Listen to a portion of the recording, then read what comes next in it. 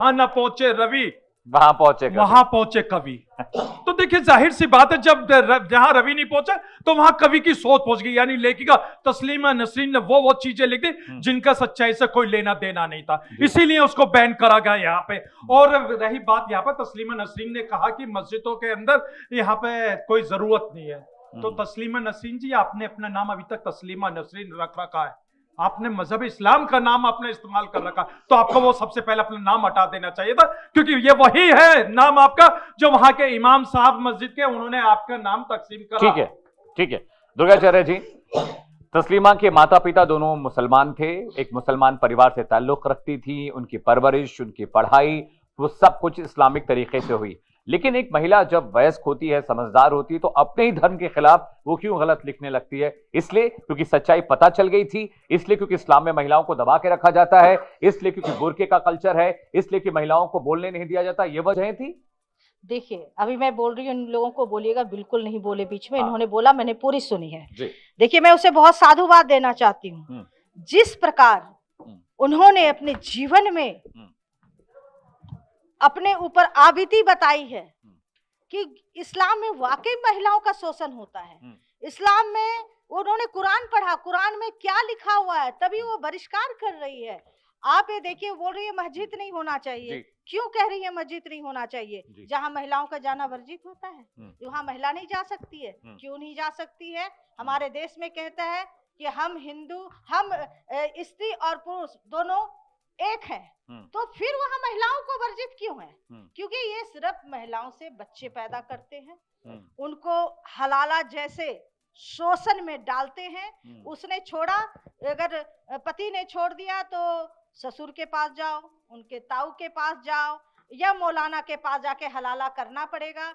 ऐसा कौन सा धर्म? वो गलत नहीं लिख रही है, उन्होंने बिल्कुल 100% राइट लिखी है, क्योंकि वो थक चुकी इस्लाम धर्म से। और मैं कहूंगी, आ जाओ, आपका वेलकम है हमारे सनातन धर्म में, जहां महिलाओं का सम्मान होता है। और यहाँ तो महिलाओं का सम्मान नहीं होता। ऐसे कई ऐसी महिलाएं हैं इस्लाम धर्म में जो कि वो हिंदू धर्म को मानती हैं, और वो कई, अभी देखिएगा एक नाम भूल रही हूँ, कांवर लेके भी अभी चलने वाली है। ऐसे कितने, उनको मालूम है, इनकी महिलाओं को पता चल गया है कि किस तरह से इनके धर्म में महिलाओं का शोषण होता है।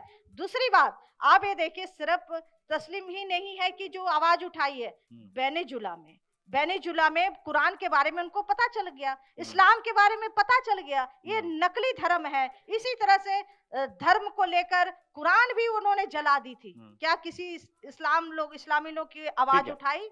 नहीं उठाया इस्लाम में। और मस्जिद जला दी गई थी। ये तो बोल रही है कि मस्जिद नहीं होना चाहिए, ज्यादा वक्त नहीं मेरे पास, मस्जिद नहीं होना चाहिए। ममता बनर्जी इनका जवाब दीजिए राकेश जी, मैं आपके पास आ रहा हूँ। देखिए कंचन गिरी जी इतना ना बोल चुकी हैं कि अब इनका जवाब दे देते हम भी थक गए। अच्छा।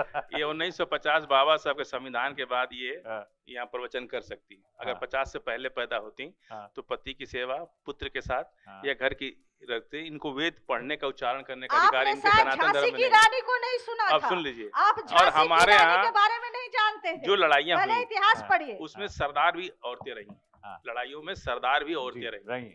क्या बात करती है? पढ़ाई में हमारे यहाँ आलिम फाजिल आज भी होती है, तब भी होती थी। समझ रहे आप? और अब उस पर तो हम कुरान पे बात करें तो बहुत लंबा हो जाएगा, सच को आज क्या दिखाना। और इनके भी धर्म पर हम कोई उंगली नहीं उठा रहे। वेद का उच्चारण सुनना, महिला जब रहे तो वेद मत पढ़ो, ब्राह्मण महिला की बात कर रहे हैं, दलित की बात नहीं कर रहे। तो ये सब कहना कोई बात नहीं, जिसको जो अच्छा लगता है करे। तस्लीमा नसरीन, भारत में भी कई तस्लीमा नसरीन है, वो तो विदेशी है, मान लीजिए बांग्लादेशी है, वो तो बांग्लादेशी है। यहाँ भारत में भी आरएसएस और बीजेपी ने कई तस्लीमा नसरीन पैदा कर रखा है। हम लोग इन्ना लहा मिनस साबरीन, हमारी कुरान कहती है सब्र करो, सब्र करने वाले के साथ अल्लाह है। अल्लाह की लाठी में आवाज नहीं है, ये भी कहा अल्लाह ने। एक बहुत बड़े चैनल के मालिक और विश्वविख्यात है वो मुसलमान विरोधी, मैं उनके साथ डिबेट कर रहा था, तो हमने उनसे यही कहा, आप जब इस्लाम और मुसलमान को कुछ कहते हैं तो हमको बुरा नहीं लगता है। कहने क्यों? इसलिए कि इस्लाम और मुसलमान को आगे ही वही लोगों ने बढ़ाया है जो पहले इस्लाम के विरोधी थे, बाद में इतने बड़े कट्टर समर्थक बन गए कि दुनिया में उन्होंने इस्लाम को फैलाया। इसलिए जो है हमको किसी इनसे कभी हो सकता है ये भी मुसलमान बन क्या जाए। बीजेपी ये तो बीजेपी ने अमीर और बात आरएसएस की ने बात बहुत है। सारी तस्लीमा बनाई भारत में। अमित जी पहले हाँ। तो मैं ये जो लोग है भी फाजिल मुसलमान अहमद हो साहब का सकते एक हैं, जवाब दिल देना बदल चाहता हूँ। बदल जाएगा। इन्होंने कहा अल्लाह की लाठी में जवाब नहीं, आवाज नहीं होती, और अभी इन्होंने कहा अल्लाह के पास कुछ सस्ती है, तो इसका मतलब शिव का वो त्रिशूल रहा होगा, क्योंकि अस्तित्व तो शिव का ही सनातन का है। जी। दूसरी चीज आपको बता दें, आप बार बार आप लोग पार्टियों की राजनीति की बात करना शुरू करते हैं। आप लोग जो है जो कुरीतियां हैं, जो बुराइयां हैं, उन पर बोलने की हिम्मत नहीं कर पाते हैं। उसका कारण है, हम मान सकते हैं भारत में जो है बीजेपी की सरकार है, 1% मान लीजिए कि हो सकता है वो विरोधी हो, लेकिन क्या पूरे विश्व में बीजेपी या मोदी ही सरकार चला रहे हैं? ये प्रासंगिक है सोचना ना। और पूरे विश्व में यही हालत है। और छोड़ दीजिए लज्जा को, छोड़ दीजिए तस्नीमा नसीम को, 1 साल पहले की स्थिति बांग्लादेश में देख लीजिए, क्या स्थिति हुई थी। ये युवा हैं, इन्होंने तो सोशल मीडिया पर, चैनलों पर स्थिति देखा, और मेरे पास सैकड़ों चैट है। मेरे पास बांग्लादेश में जो हिंदू हैं, जो मेरे ज्योतिष के माध्यम से, व्याकरण के माध्यम से क्लाइंट है, उनको डर लगता था गेट खोलने में। अगर कोई सामान आता था तो उसको भी वो डर करके खोलते थे, या उन्होंने कटवा करके विंडो बनवा रखा था, गेट खोलने पर उनको डर लगता था। तो ये कोई लज्जा की बात तो दूर छोड़ दीजिए, और उसके बाद की कहानी देखिए। जब हम आज टेक्नोलॉजी में आ गए, जब हम कह रहे हैं इंडिया में भी होता है, इंडिया में भी होता है, इंडिया में भी डरते हैं, इंडिया में भी होता है, इंडिया में भी होता है। घरों को लोग ताला लगा करके भाग रहे हैं, घरों को लोग, मस्जिदों से लोग दरवाजा नहीं खोलता है, तलवारें लेकर निकलते हैं। अरे सुनिए जो ना, रामनवमी का कह रहे हैं जुलूस मस्जिदों से लोग तलवारें लेकर निकलते हैं, रामनवमी का जुलूस नहीं निकालने दिया कह जाता रहे है हैं कि भाई। तलवार खोलने लेकर जा रहा है। निकलते हैं लोग, मोटर खुल जा रहा है, कह रहे हैं साइकिल गायब तलवार, हो रही, कह रहे हैं कार गायब हो मस्जिदों से जा रही, तलवारें आदमी- निकलती हैं। और भारत तो एक ऐसा देश है हमारा, हाँ। सुन लीजिए, यहाँ तो आदमी गायब हो जा रहा है, औरतें लड़कियां गायब हो जा रही हैं। वो कह रहे हैं सवाल इस मस्जिदों से बात का तलवारें है, निकल नहीं, रही मेरी हैं। बात समझिए, एक दूसरे के ऊपर आरोप लगाने से अच्छा है हम लोगों को अपने संविधान को मजबूत करना चाहिए, ताकि इस तरह की क्या घटनाएं ना आप हो सके। संविधान मानते हैं? नहीं बिल्कुल, मानते। अरे, खाली हम तो बोलने का संविधान- है कि हम संविधान को बिल्कुल मानते संविधान हैं। नहीं मानते और तो हम जब यहाँ खड़े होते क्या? ट्रिपल तलाक फिर बना पार्लियामेंट ने उसके बंदे खिलाफ मातरम आगे, बोला, अगर हम वंदे नहीं मातरम मानते, नहीं वो भी तो तो बोलेंगे। वंदे मातरम पर बन गया। एतराज क्यों है? वो भी तो कॉन्स्टिट्यूशन में लिखा हुआ है। सर संविधान ने हमको एतराज करने का अधिकार दिया है, अच्छा, उसके उसी लिए आप वंदे संविधान ने मातरम नहीं हमको एतराज बोलेंगे, करने रहेंगे। का लेकिन अब जगह तो बिल दिया पास है। हो गया है, सजा है, वंदे नहीं, नहीं, मातरम नहीं अब- बोलने पे जुर्माना है अब तो। देखिए हमको जुर्माना है, चाहे जो भी है, ये लोग जनगण मन पे जुर्माना नहीं करते, सजा इसलिए कि वो जनगण मन नहीं बोलते हैं ना, जनगण मन पे सजा होनी चाहिए ना।